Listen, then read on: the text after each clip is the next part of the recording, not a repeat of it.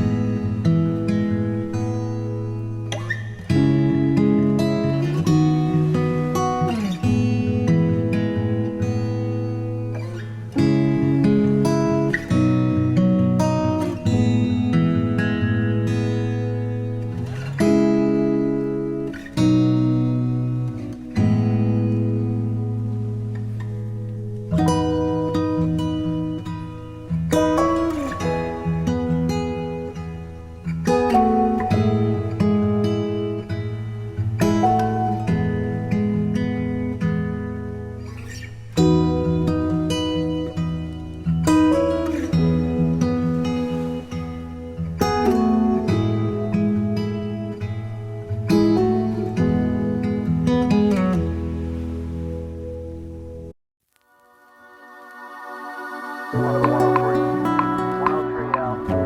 they have a white baseball cap on at the time, but they said they both say mid-20s, kind of light blonde hair, light brown hair. We had them on deck.